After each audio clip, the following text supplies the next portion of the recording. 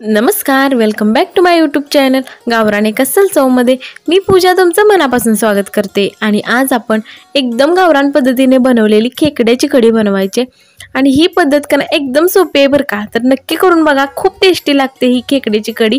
तर चला रेसिपीला सुरुवात करूयात। तर सगळ्यात आधी बघा, खेकडं घेतलेलं आहे ते 1.5 किलो। मला 10 माणसांसाठी खेकड्याची कढी बनवायची होती, म्हणून मी 1.5 किलो खेकडं घेतली होती आणि ती स्वच्छ पण करून घेतलं। आणि स्वच्छ केलेला खेकड्याचा व्हिडिओ जर तुम्हाला हवा असेल तर मला कमेंट बॉक्समध्ये सांगा, मी नक्की अपलोड करेल। तर काय करायचं बघा, खेकडं स्वच्छ करून घेतली ती की नाही, त्याचा पोटाचा आणि पायाचा जो भाग आहे तो मिक्सरच्या भांड्यामध्ये टाकून एकदा फिरवून घ्यायचा आहे। तर एकदा फिरवून घेतल्यानंतर लगेच ते बारीक होत नाही, त्यामध्ये थोडंसं पाणी ॲड करायचं आहे आणि आणखीन एकदा फिरवून घ्यायचं आहे।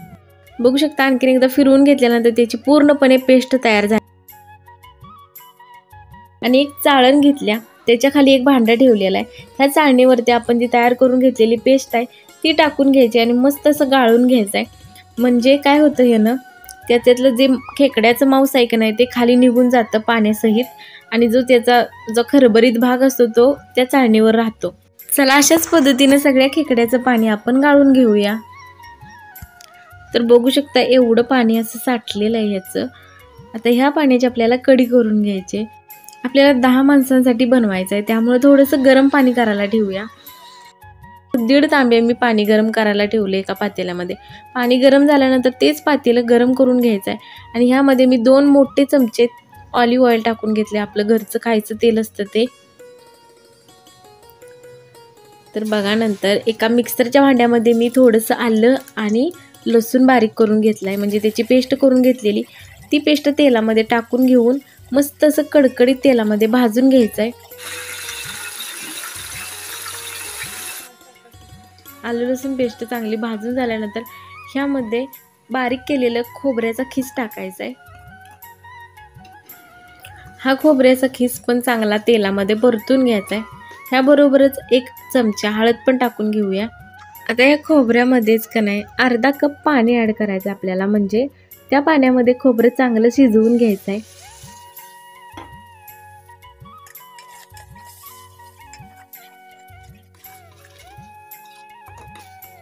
बघू शकता, ते खोबरं पण चांगलं शिजलेलं आहे। ह्यामध्ये 3 चमचे मी, म्हणजे मोठा 3 चमचे आपलं घरचं जे लाल तिखट असतं का नाही ते टाकून घेतले। ह्याचे चांगल्या गुठळ्या फोडून घ्यायचे, त्या तेलामध्ये चांगलं परतून घ्यायचं आहे।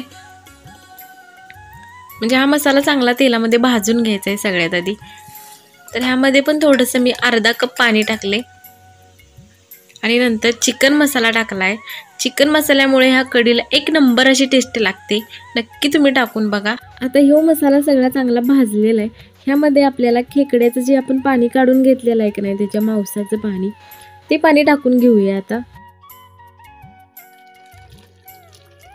हे पाणी सगळं घट्टसर झालेलं आहे, म्हणून ह्यामध्ये आपण जे 1.5 तांब्या गरम केलेलं पाणी होतं की नाही ते पण टाकून घ्यायचं आहे।